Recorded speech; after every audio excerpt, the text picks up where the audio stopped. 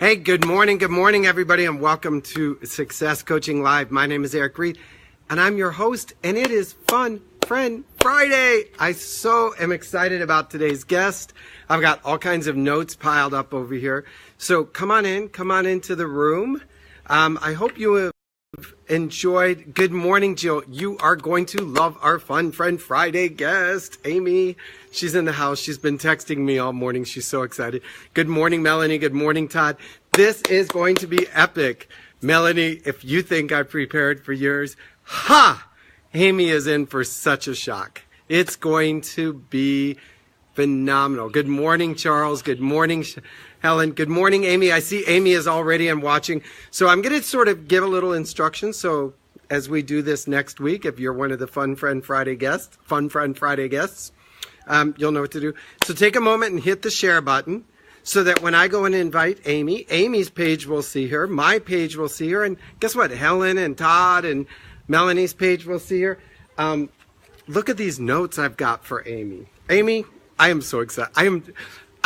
So I'm going to sort of set it up because I know Amy's over on the other side just getting nervous and she's getting, hair and makeup done and all those kind of things. So I was walking and thinking about this over the last couple of days, and I was, if you don't know, I spend a lot of time walking and thinking. I should be skinnier, but I also spend a lot of time eating and talking. And I was like, what can I do? What can I do? I'm looking for something different, something unique. Boom! Upside the head. So this is going to be a phenomenal Fun Friend Friday holiday edition. Little teaser there. And so make sure you get it shared out. So remember, we've done the your goals, your success. All of that is up there on Success Coaching You. Yesterday we did the do, done board and the Eisenhower matrix on how to get organized. Take that video, use it, start to plan out your day. But what I'm going to do right now is I am going to invite Todd is like bonus coffee sample. Yes, Todd, this is going to be epic. Todd's going to do a Fun Friend Friday. He doesn't know it yet. Well, now he does. I'm going to slide over. Well, I'm going to find Amy, and I'm going to hit... Amy, you may need to change your camera angle. It says I can't bring you on right now. So log out and log back in. Make sure you're in landscape mode, and I'll try you again. Wonder what's going on. No, Amy, don't worry. We're not going to give up. We're just going to stay with it. Not sure why technology is fighting me. So if you're on a phone and you're doing selfie mode, you need to be in this position, not this position. Otherwise, sometimes it doesn't like it. If you're on a laptop, switch to your phone real quick, Amy. There we go. Oh, I think I see Amy coming back on and back off. Sometimes you have to do this. So as a teaching tool in the technology, this is Apple's thing and Android versus all of the rest. Why is it not letting me bring you Amy? Let me do this. Let me just try one more thing. So I'm waiting for the camera to pop and show me Amy. How's your Wi-Fi signal, Amy? Give me a quick, I'm going to come over here. Not giving up. We're going to stay with it. Gail was watching. Gail had the same thing. Gail, I think, took 2 or 3 times. Melanie took 2 or 3 times. So go to your Facebook Live, come to my page, watch the video there, and then there's Amy. So let's see. I'll try her one more time. Come on, Amy. I'm not sure why it's not showing your camera mode. Are you on a laptop or a phone right now, Amy? See, this is the fun of it. She wanted to do a dress rehearsal, and I told her, no, that's not what makes it. No, you got it first time. Sorry, Gail. Sorry. I know that we've had some. So one of the things that happens often is if you're on Android and then you're in Facebook and you start your camera in this mode and then you try and rotate it this way, it doesn't like it. I don't understand why. It's Facebook, it's Apple, it's Android, it's Cricket Wireless. I don't know. You figure it out. I know if you're on a desktop, sometimes it will also cause the same kind of shift. And so what I've done, I can only do it. Okay. So Melanie said she could only do it on her phone. And, so let me just jump over here. I'm not panicked. There we go. Amy, you got it right. Don't move. Stay right there. Don't move, Amy. I'm hitting the magic button. Bring Amy on camera. It's asking her. I think it just added her. She should be showing up right about. Yes! Yeah, there she is. Ta-da! Sorry about that. Yay! Doesn't the nervousness like just add to the tension of the moment? Well, you know what I'm more nervous about is the setup of my phone, that it's gonna fall. So I'm good. I'm excited. All right. Well, in honor of that, so I'm rushing to get ready, and I realized my son had taken my tripod and was playing with it, and he broke it, and he put it back in such a way that it didn't look broken until I touched it, and then it shattered in my hand. And of course, you know, dads, they're like, "Oh, touched my, not me." I was like, I don't have time to yell at you. So mine has got a lot of red duct tape all over it right now, but hey, it's working. Duct tape is awesome. It fixes everything. And so I am so excited to have you here. I admire you. I love your humor. I love your courage. I love your yourness. And I am excited, and I got notes. See, I did homework, a good prepping on you, but it's all in fun. But oh, you have notes. What's your notes? Oh, see this guy popping You'll have in. to see This if is you ask me certain Enrique questions. is like Mr. Emoji. He like can fill a screen in like no time. So tell everybody a little bit, just a little bit of your story, because you've got like so many great stories. I don't know if it's this one or that one you want to pull from, but just introduce yourself. Okay. So good morning, everyone. My name's Amy Modglin, and every time I get on Facebook Live, my nose itches, so I'll get that out of the way. That's part of me. So I currently live right outside Tampa, Florida, and I was gonna go outside today because Eric, you always inspire me with your beautiful backdrops. I don't have a cool bridge behind me, but yeah. Oh, that's beautiful.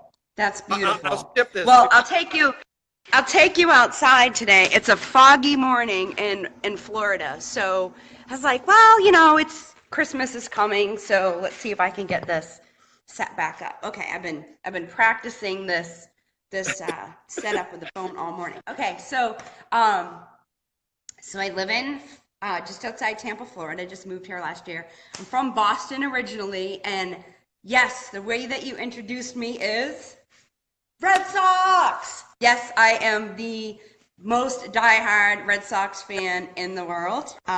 Self-proclaimed, of course.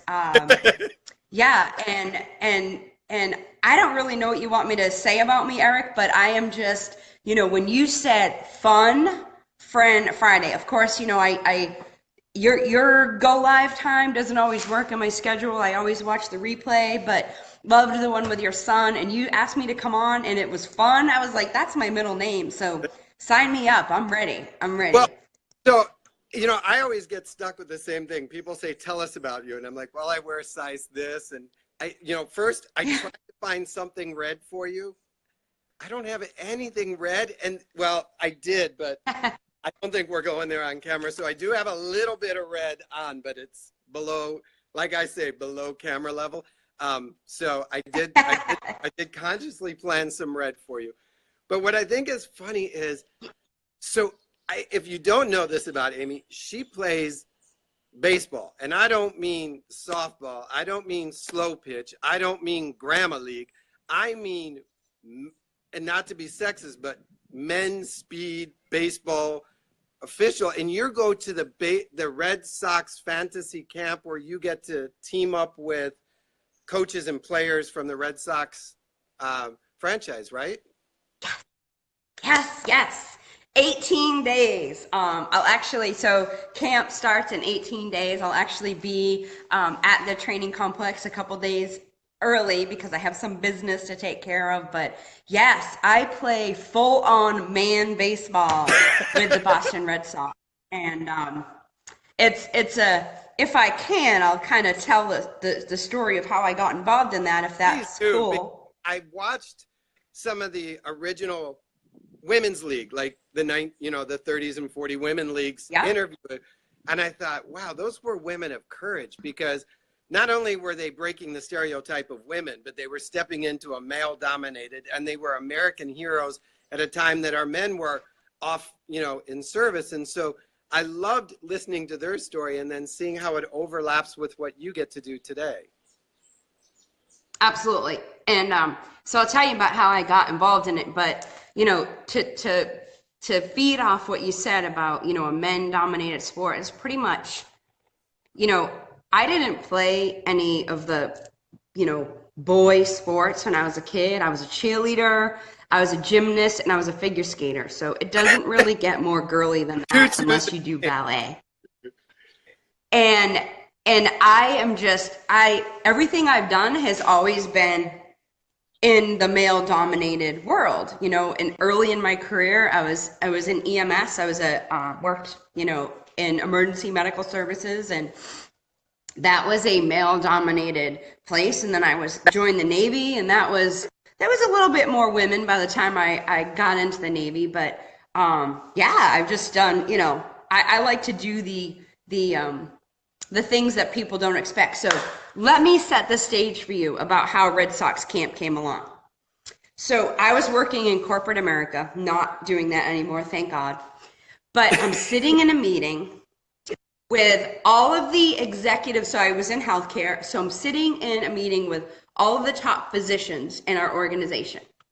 And I, you know, occasionally broke the rules and was answering emails on my phone and things like that. But I get something from my best friend, Suze. And I look down, it distracted me because shiny things and stuff like that distract me. So I look at it and she says, so at the time I was a season ticket holder for the Red Sox. And I look at her message and it says, Amy, the Red Sox are doing their first ever women's fantasy training camp. We need to go. And I'm like, so I start breaking out in a cold sweat. I was getting ready to get up and give a presentation. And I'm literally on my phone in this meeting signing up. I didn't even read the fine print. I didn't know any of that. I'm just like, we have to sign up now because I know this is going to sell out because Bostonians, Red Sox runs in our blood. So I'm on my phone. We signed up, you know, I'm pulling out my credit card and, you know, I had to get up and give a presentation and I just had to talk about it. I was like, I just got to get this off the table, everyone. I just signed up just now, like 5 minutes ago, for the first ever women's Red Sox fantasy camp.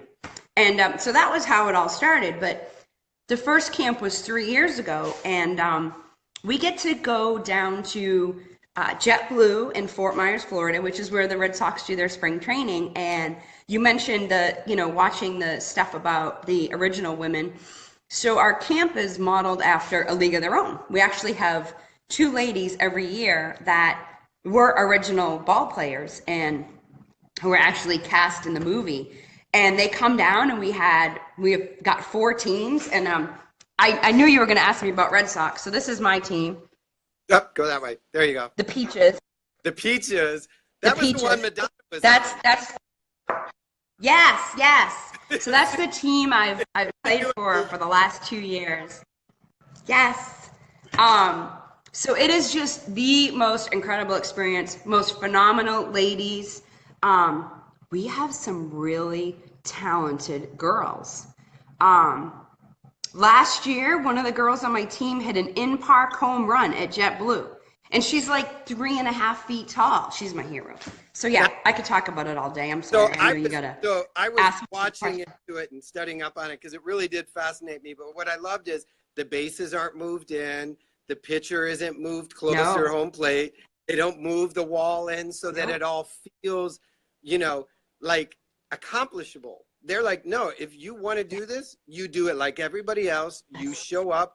You work for a week on your batting practice, your pitching practice, your fielding practice. You are in a true sports training week with, I'm sure, a lot of leadership lessons and personal growth stories going on. And then you play serious games. And I was watching the game that they had on the reel. And I tell you, the women were coming out of the dugout and they were fierce about what they were doing. And I thought, I love that idea that, you know, so often we look at our idols, we look at our heroes and we say, if only I could do that for a day. And then we try and do it on a small scale. I love the fact that they didn't scale it down, that they said, no, if you want to play like the big boys, then come on down and you'll suit up. And I was watching some of the coaches and they don't hold back. They don't hold back because paid to be here and you're a guest of ours. We're going to make it all comfy and cozy. Here's your scented towel during, practice. So No, that must no. be very empowering. Personally, you're going through a lot of health struggles. To be able to break out of all of that for a week and really grunt it out and hit the big ball. I missed the question that you asked. I'm sorry. So it must be very empowering to step out of all that you are, because I know, and it's obvious to everybody that you're facing some health issues, to be able to put that aside and go down there and really just be 100% present into that baseball camp. Yeah, it's an amazing feeling, and at camp, like I said, in 18 days we'll be going to our third. I'll be going to my third camp. There's many girls that are coming for their third year, and it does feel good, Eric. It feels good to not, for me. I can't, and I know when I'm saying this, I'm speaking for a lot of the other girls, but it feels good not to have them girl it down, and like you said, give you a scented towel. They treat us like players. We are at the field between 6 and 6:30 in the morning. We have breakfast in the clubhouse where the players have breakfast. We have some time. I get there a little bit early because I always go to the gym and work out before breakfast. Then we have our drills, we have our warm-ups. We're out on the fields or in the batting cages by 7, usually, sometimes a little bit earlier. I think 6:45 is when it opens. And in the first couple of days, we're doing drills and yeah, you step out on the big field, and I'll tell you what. And I'll hit on the how does it feel to overcome all the stuff that I'm going through in just a minute. But I'll tell you, perspective is like my thing, right? It's kind of my soapbox, and I love to help people have perspective shifts. Well, my first year I had a huge perspective shift because you watch baseball on TV and you watch the guys hit the ball or miss, and you're like, why didn't you hit that? Or you watch them hauling butt to first base, and then right before first base, they get thrown out. Well, let me tell you, when you're standing there at home plate and you miss, and you're just like, I can't believe I missed. And then you actually hit it, which is the most exciting feeling in the world. But you're running to first base, and you are running like you put the rocket booster on. I mean, you are just giving it your all. And then right before your foot hits the bag, you're out. And you're just like, okay. I remember my first time I got to first. I'm like, I am never, ever, ever, ever going to yell at the TV or yell at the players if I'm live at the game and tell them, why didn't you make it to first base? It is so surreal. And then, playing the outfield. When somebody actually hits it into the outfield, that is a lot of field to play. But it feels so good to not shrink it down. We take showers in the same dirty, grungy, nasty shower that the players shower in. We use the same stinky lockers that the players use. I mean, it is straight up like how the players get treated. We have the trainers. We have access to everything, the clubhouse. But to talk about, how does it feel to be able to kind of put aside what I'm going through health-wise and to be there and be fully present. So everything I do, I'm fully present. Even if I'm sick as a dog and I feel like crap, I am fully present. So that part for me, that's just status quo for Amy. That's how I roll. But for me, what was so significant about being at camp for me is, and I'll share just a little bit of my story. So on August 15th, 2011, my doctors told me it would be a miracle if I lived 5 years. And so 2015 was my first camp. And actually, I'm doing the math. 2016 was my first camp. So I was already statistically supposed to be dead when I was getting to do this incredible bucket list thing. I mean, I grew up in Boston. I was going to games since I was knee-high to a grasshopper. And I always looked at that field and I said, I want to play on that field. I want to be on the field legally, like not going on the field and Pick the going after away the in game. handcuffs, but like actually invited onto the field. And so it was a significant moment for me to be able to step onto the field and to be there and to, you know, my doctors, my first year at camp, I had just gotten out of the hospital, I think 3 days before camp. And, you know, oh, you can't go play baseball. You can't go play baseball. Well, when people tell me I can't do something, it motivates me to do it. So it is an incredible, incredible experience. Well, and I've had, and I, as you know, my daughter. And so what I love when I watch someone like you, and I have a friend whose daughter is in the Paralympics and she's blind, when you're able to capture that moment of defeating this story, you know, everybody else has written the story, and then you're able to defeat it by going and hitting and getting on first base, or showing up at camp when they say you can't, or just getting on the plane and making the distance. Then you begin to put this sort of energy in your pocket, like, no, I've defeated stories like yours in the past, so I can do it again.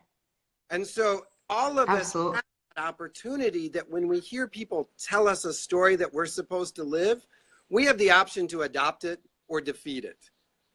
And so easily do we adopt it. I mean, a couple days ago, everybody got introduced to my crazy daughter, who we didn't, I was just stupid. It's not that I made a conscious choice to adopt it or defeat it. I just ignored it.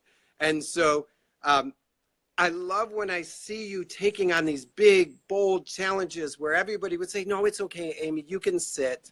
You don't have to. We understand. You've got this going on in your life. And you're like, not adopting. I think I'm going to defeat it or redefine it. And I think that is the magic of Amy, is that she is always redefining and defeating other people's stories about her life. So we're going to get to the Fun Friend Friday part, but I have a special treat for you. Do I need my bat? I'm ready. Okay, wait a minute. I got to get my I'm ready. I have to go over here and get my notebook blue so you can look at the tree for a minute. Okay. This doesn't happen. I'm going to show everyone my bat. I'm going to show everyone my new bat. Oh, it's backwards, so you'll have to read it to it. Genuine.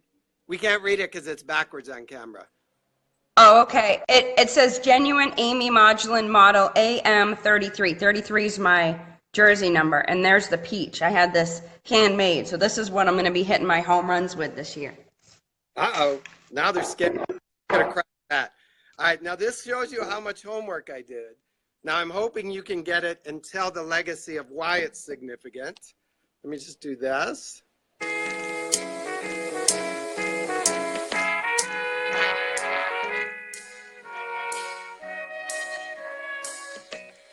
Where it began, Can you hear it? Begin to knowing, what? but that I know Can you hear it? It's growing strong. I'm deaf. I can't hear anything. I know. That's why I just realized that might. So anybody else, go ahead and drop it in the comments for Amy if you know what the question is. I have a good voice for this, but I know this is hard. Here, you might get this part.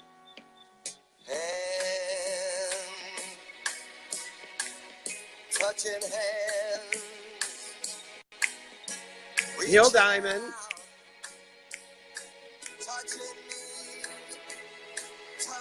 You said Neil Diamond. You must be playing Sweet Caroline. Why is that significant to you in the Boston? Oh my goodness, that's our anthem. See, I did my homework. I'm a good reporter, no? That's awesome, awesome. Yeah, Sweet So Caroline, man, that's our anthem. We win, and that's our song. That's the Boston anthem. Now tell everybody why it's the Boston anthem, because it makes no sense to somebody that doesn't know. Do you know the legend? You have to know the legend. You're breaking up. I can't. Sorry. I can't. You know see the what you're legend saying. of Sweet Caroline? Oh no. So I think maybe I did something wrong. No, you're good. Sometimes the Wi-Fi ins and outs, and we get a bit of a delay and a buffer. So Sweet Caroline was introduced by Amy Toby, who was the official Red Sox DJ, I guess you could say. And one day at the bottom of the eighth, she played it everybody stood and loved it, and it became the Boston Red Sox sort of unofficial anthem, correct? Yes, yes, yes. I caught that. Yes, absolutely. So Yep. Bottom of the eighth, every game. Bottom of the eighth, for the bonus round and the car, what day was it first played? You got me on that one, my friend. Oh, thank God, because I can't afford a car. It was a long time ago. April 22nd, 2013. Really? April 22nd. That soon? Okay. But also, Wow. it was interesting that there's a lot of story behind it, and that after the Boston Marathon incident, that Neil Diamond came to the park and asked if he could personally sing the song for the city of Boston and for the people of Boston, because he is sort of the anthem carrier of the song. And I thought that was really kind of a cool. So as I was researching that, I thought, who would have thought Sweet Caroline, Boston? I would have thought something different. So on to the Fun Friend Friday. Everybody that's done this knows this. So in these envelopes, there are words like respect, modeling, influence, faith, legacy, sacrifice, trade-offs, leadership words, teaching words, guiding words. And you're a leader, you're a coach, you're a trainer. You got these. Do I need to? Absolutely. So what I did is we have the Fun Friend Friday envelopes. Yellow moon, rainbow, green clover. I almost retired this one. It's getting way overused. Blue diamond, pink heart, orange star, and red balloon. So which one contained in this is your teaching lesson word? The envelope, please. Can you show me the options again? I love when high C's get on here. See, so yellow moon, think of the Lucky Charms cereal. Rainbow, green clover, blue diamond, pink heart, orange star, and red balloon. So I think since we've had a baseball theme today, I have to pick the blue diamond. As I was looking at these, I'm like, she's going diamond. She's going diamond. Now, I don't know what's in it. I don't, because I either write up the special words like I did with Melanie, and I let my son pick, or he gets to randomly pick. It's kind of like our Thursday night get ready for work project. So in the tradition of Steve Now, Harvey, hang on. Is Melanie?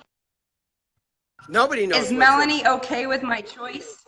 Is Melanie okay? I can't tell. I mean, if Melanie picks, is she okay? Melanie, did I pick the right one, Melanie? Diamond. I think she did green. Because I love me some Melanie, so I got to make sure that she's in agreement with my choice. She's good. She just said yes. All right. I think love you, Melanie. Okay. So everybody thumbs up if we're going with blue diamonds. Lots of hearts. Fill the screen. Blue diamond so it is. About this. All right. So in the tradition of Steve Harvey, we do not remove the envelope from the camera, so there is no chance of confusion. And what I did is, instead of using leadership words, and this is the holiday edition, we are using great Christmas classics. So I would like you to teach a leadership lesson based on the movie It's a Wonderful Life. You know the movie? So I see It's a Wonderful Life, but I got to see your lips for what you're telling me to do. Sorry. So I missed what you're asking. Right. So, by the way, if y'all don't know, Amy has a hearing condition, so often she relies more on lip reading than sound. And so when I go like this, it really pisses Amy off. So, It's a Wonderful Life, the Christmas movie, or the Christmas show.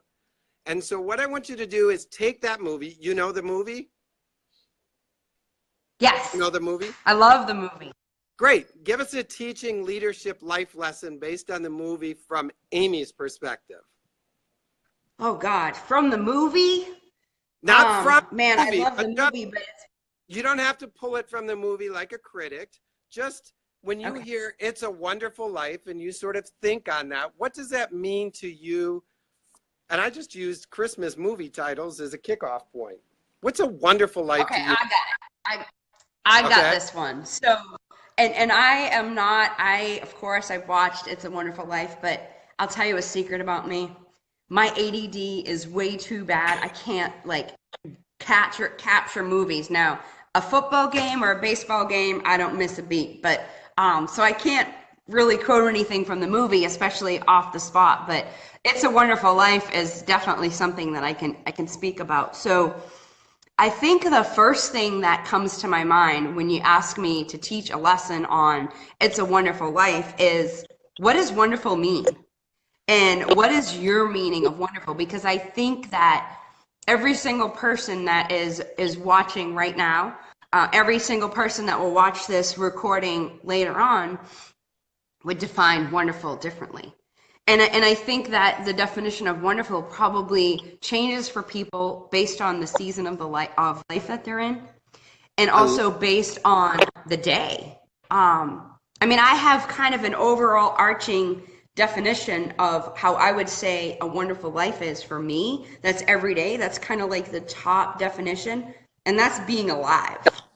And I know that's big and huge, and maybe everybody doesn't see it that way, but It's a Wonderful Life according to Amy. But as the days go, sorry. So I want to pull out a teaching lesson. So what I thought was interesting is you said that we each have a different perspective of the word wonderful, and that a value of wonderful, it's okay to change from day to day, hour to hour, and maybe there's an overriding arching, but sometimes, and I can relate, sometimes wonderful is contained in the hour, just getting through it. So I don't want to miss that teaching lesson she dropped, that wonderful doesn't have to be somebody else's definition of big house, big car, fancy life. It could just be what it means to get the most out of the next day. Go ahead. I'm sorry. I mean, even just getting the most out of the next minute. You know, yesterday I was shopping, and I aspire to be like my friend Kim. I mean, she finishes Christmas shopping in July. All her stuff is wrapped. It's packed away in her closet somewhere. And she's got a little girl that just turned 6. So if a new fun toy comes out, of course she goes out and gets it. But I've been really busy, and I had a couple other things to grab. And I'm in the store last night, and I will tell you what, I know everybody's out right now, but the stores look like a bomb went off. There's nowhere to park. People are, on their phone texting, standing in the middle of the aisle with not enough room to go around because stuff is falling off the shelves. And wonderful for me was getting through that without doing something that would not be me, like punching somebody in the throat or tripping them or throwing something at them. So wonderful for me was getting out of the store unscathed. I think for all of us, it can change by the minute, and it can be changed by whatever it is that is in our life in that moment, definitely. So how do you pull yourself away from the big distraction and into the wonderful? Like, how do you say, how can I make this moment, this week, this day wonderful? Because so often we can be distracted by the not wonderful, the lack of the bank account, the pants that don't fit because we're overweight, or all of the other things. How do you pull yourself back into it? So that's a great question. And I think, for me, somewhat unique, because you said we can be so easily distracted by the not so wonderful things. For me, I've trained myself to distract myself with the wonderful things.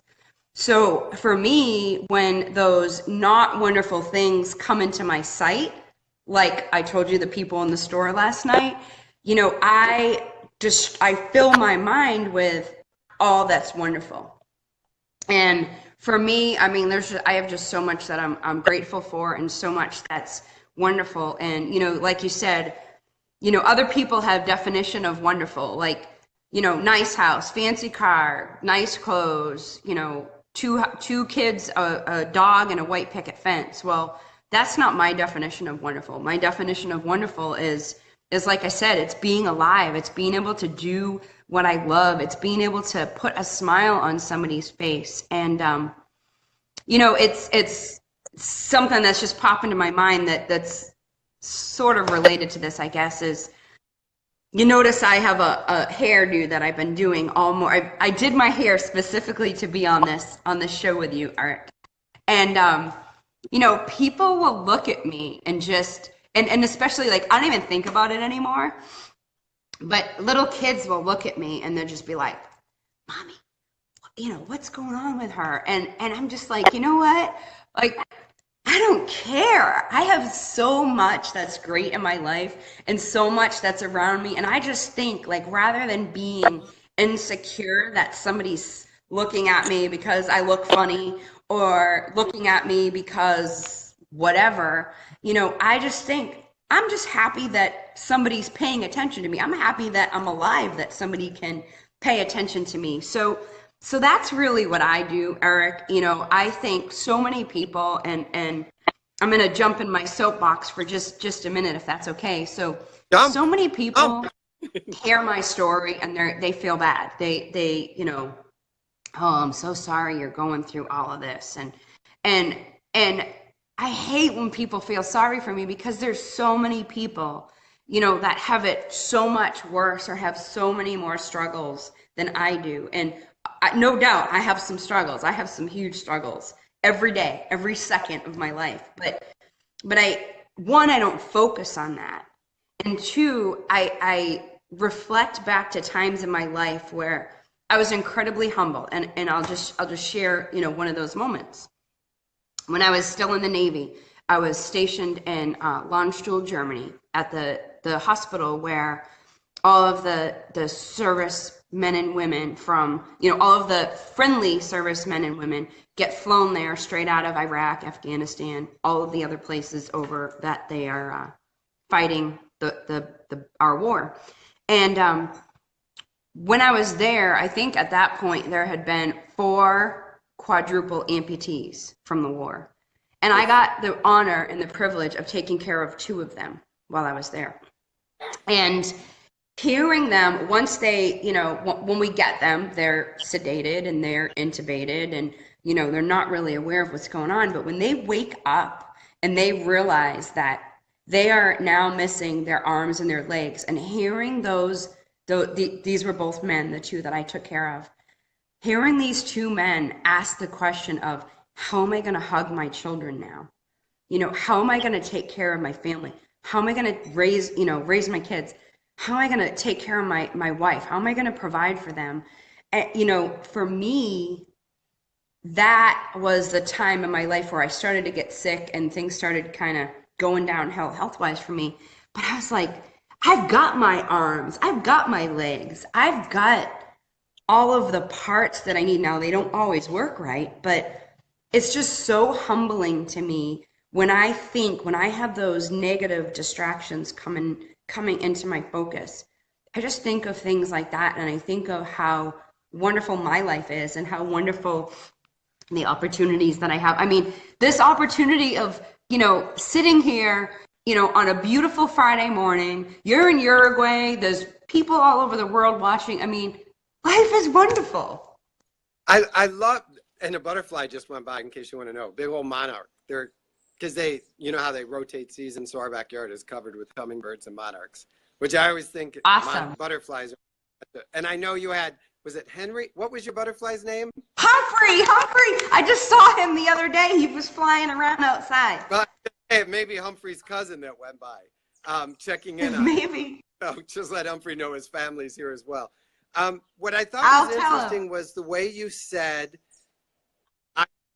I trained myself to look at the positive. I trained myself that I didn't just wake up one day and say, I had this epiphany, I need to be happy and joyful because I'm alive. That you had to consciously go into training, much like going into baseball training, learning the skill sets, learning the tools, like make it a training routine. And as somebody who's been in EMS and in the Navy and all the things that you've done, you understand the value of training. What 2 or 3 things would somebody that says, okay, I want to start my training routine on having a wonderful life today, what 2 or 3 training basics would you tell them? Oh, this is a good question. I'm excited about this one. So, See, this is you know, why we don't I rehearse look back. up. Yeah. So I look back, I'm thinking back to when I kind of started that training, and for many, many, many years, I didn't call it a gratitude journal, but now like the modern terminology is a gratitude journal.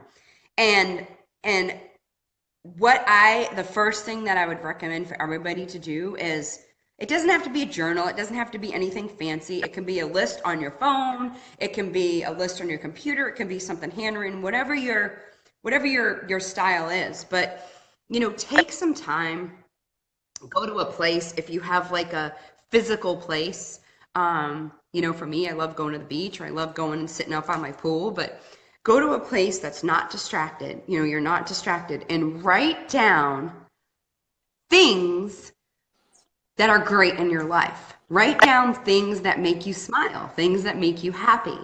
Write down things that you're grateful for.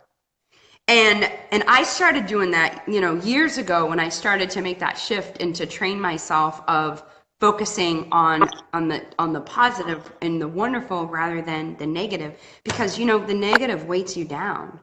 And it's the burden of holding on to that negativity is so heavy that it's hard for us to lift that off and to let some positivity in. So start with writing down things that make you happy, things that are positive.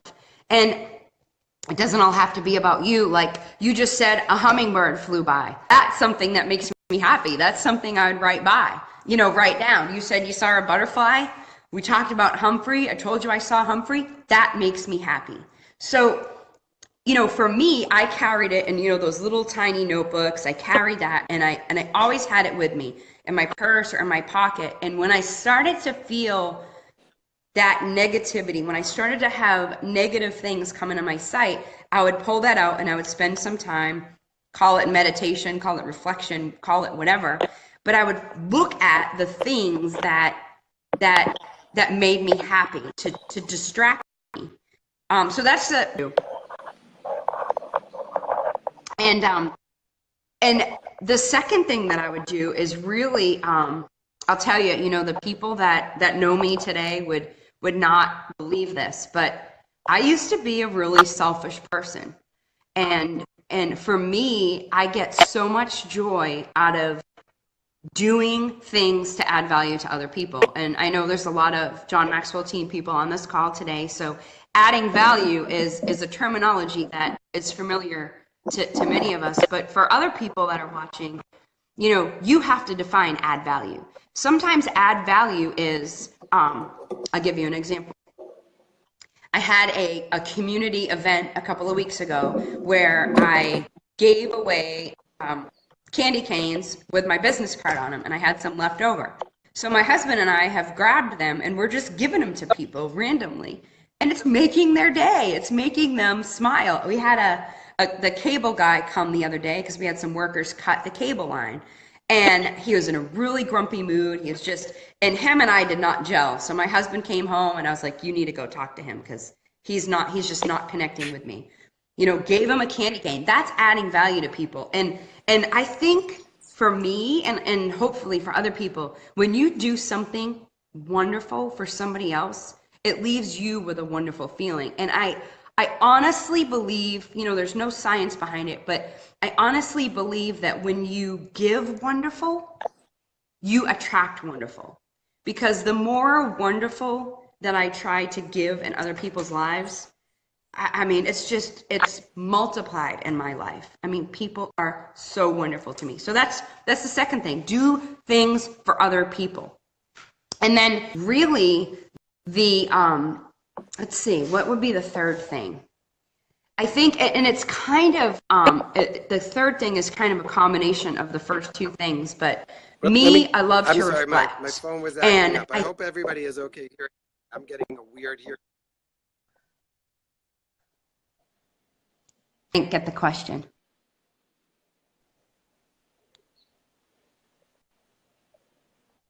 Uh-oh. I might have broke Go it. ahead. I think you're Are we okay. good? I think it's just on my end. So keep going, because in the replay, it always fixes itself. Okay. Okay. So I think the third thing that I would say for the training is just reflection. So there's and like I said, it's a combination of what I said with 1 and 2, but you know, when you write down those things, you know, that's a reflection when you're looking at it, when you're starting to get that negativity that's coming into your sight. But for me, at the end of the day, I'm intentional. I'm disciplined about reflecting, and reflect more on the positive, and capture those things. Add those to your book. Can I add a fourth thing? Go ahead and add a fourth, because I figured out the technology. Go. Yes. Okay. And I might have just derailed on what my fourth thing was. I just had something great come to my mind. Go ahead with number 4, if you can still hear me, Amy. I think I just derailed. So if I think of it, I will. I thought of it, and it hit the station, and it went right out. So I'll see if I remember it again. I'm sorry.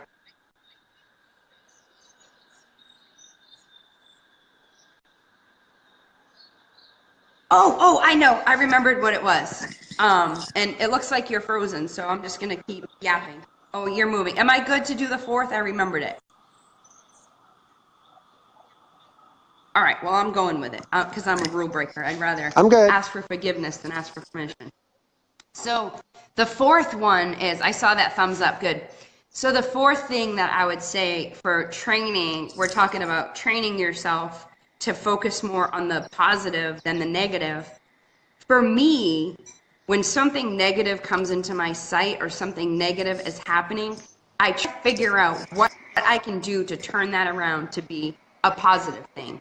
And it's hard to teach that. It's really something that you have to experience. But you know, I'll give you an example. You know, my husband was complaining the other day because traffic was really bad, and he was driving somewhere and he was stuck in traffic. And I was like, rather than being upset and angry that there's a lot of traffic, turn that into something positive.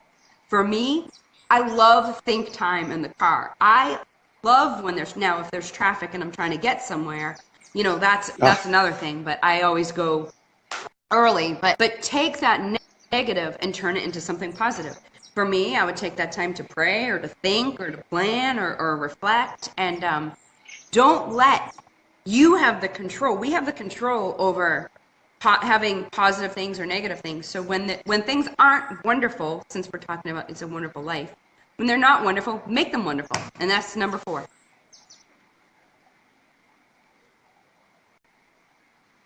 I think, so I'm not sure where we're at technology-wise. Are we good on your side? I know I'm buffering. Good. I got a couple hearts. So what I love about your lesson, so write it, reflect on it, be intentional about pouring it into others, giving gifts of kindness and generosity, using negative moments and trying to figure out how you can pull something or glean something strength from it. I mean, I love those lessons. One of the tools that I just changed, and it won't show up, is, so I have the iWatch. Don't buy one. They're not that great. But now it shows me a photo from my journal, like my photo log that's on my phone. So anytime I look at the watch, instead of like being, oh, I'm 20 minutes late, I see a picture of my kid. I see a picture of our family. I see a picture from my past.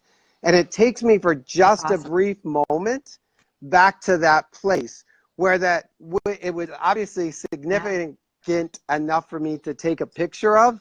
And now through my watch, I get to jump back there for even 30 seconds. And so that's sort of the same idea of the journal gratitude, is find places that you can jump back into your life when it was good and positive and blessed, to take you out of the mindset of negativity and destructive thought.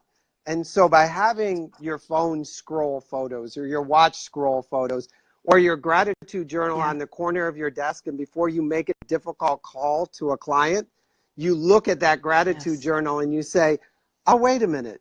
No matter what the outcome of this next call, this next step is, my life is wonderful because I have a whole book full of wonderfulness. And I love that, Yes.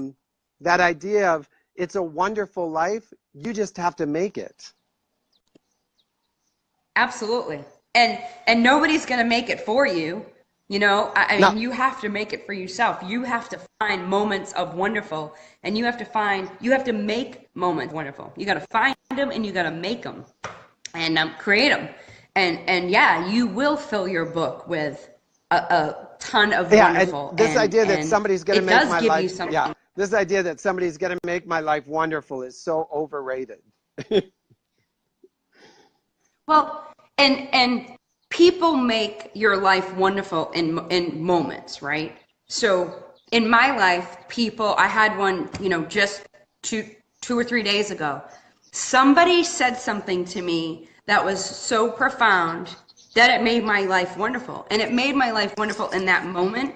And it's given me enough wonderful to carry on. But overarching, if I didn't catch the wonderful in that comment or that statement that somebody said to me, then I could have let it go. So people help infuse little buckets of wonderful in your life, but you've got to create it. You've got to see it. You've got to grab onto it, and you got to remember it. You got to make it wonderful. I love that. And I think, so we're going to wrap up in here in just a minute because we went really long, but that's Amy and I. One of the things that maybe between now and, you know, the first of the year, stop the selfie and start the wonderful lifey. Go out and start taking pictures in your life of things that are wonderful and build them into a way that you can have them on your phone rotator. If you have an iWatch, or print out a dozen of them and tape them to all areas of your house, because we get so consumed at looking at us that we often forget to look at the wonderful life that we're in the middle of.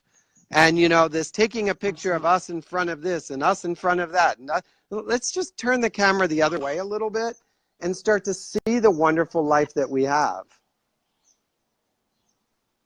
Absolutely, I agree. And We get I mean, lots of I thumbs up. hate taking pictures of myself. Amy, I know we're buffering. I'm in a third world country. Welcome to living on the other side of the world.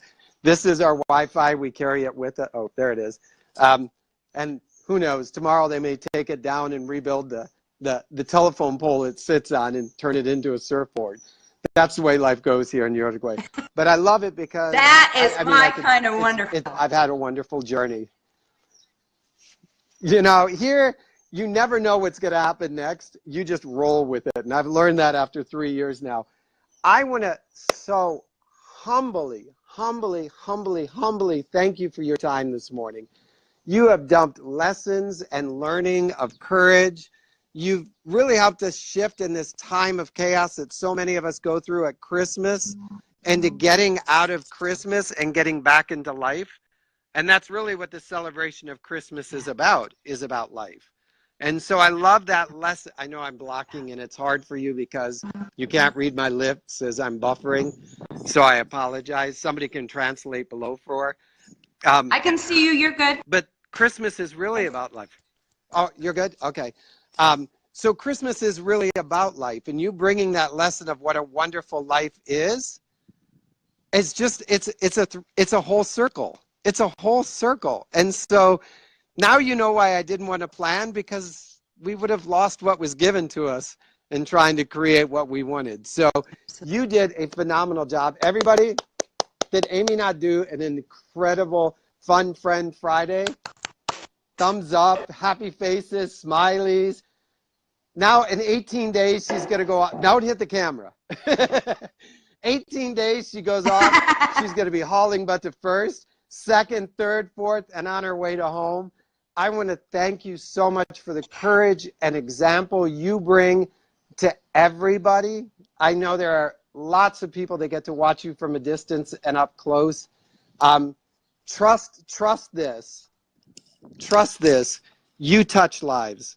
You deeply touch lives. And so we are always adding you to our gratitude journal. Thank you, Eric. those words, pardon me, now I'm getting a frog in my throat. Those words are one of those moments that push a little bit of wonderful into my life, and I really appreciate that. And thank you so much, my friend, for letting me spend the morning with you and all the people that are watching now and that will watch later. This was so much fun, and love you, my friend, and Merry Christmas to you and everybody else that's on. So, yeah, happy holidays. We will be seeing each other soon. And then, I don't know, I got next fun 57 days. This Fun Friend Friday thing is really hard, and I bet it doesn't lip read well either. 3 F's in a row.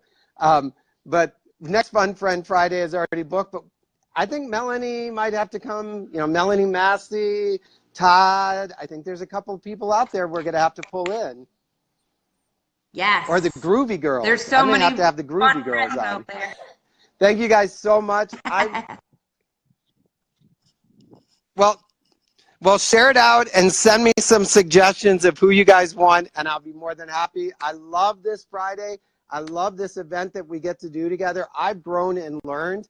What's funny is after we finish, I go back and I watch it and I fill my notebook up with all the lessons I learned from so many great friends and fellow JMTers and leaders and life changers. And Melanie, I know, Amy, I am going to be pulling a ton of lessons down from this one. So thank you so much. I will talk to you guys all again on Monday morning at 8 a.m. Uh-oh, Melanie Massey is up. I'm adding her in. I love her. Maybe she'll do live art. She is. Oh, that would be so awesome. I wish I could draw a line as well as she can draw an art. All right, thank you guys so much. Have an awesome day. Take a moment, share this out to everybody you see and know, because there's a lot of great lessons. And Amy, do you have I apologize, it slipped me. Do you have an upcoming class you're doing virtually? I thought I saw something, but I forgot what it was. I apologize. My notes blew away. Yeah, I have 2. I'm doing a 21 Laws and a 15 Laws of Growth, yeah. Can you add that to the link below? Because everybody needs to be in both of those. 15 Laws is my favorite. That's how, it's just my all-time favorite class. But add those links so people can join in on it if you want to be coached and learn through Amy. She'll teach it from a different perspective than anybody else. Thank you much. Yeah, I'll see you later, my dear friend. Thank you. Love you.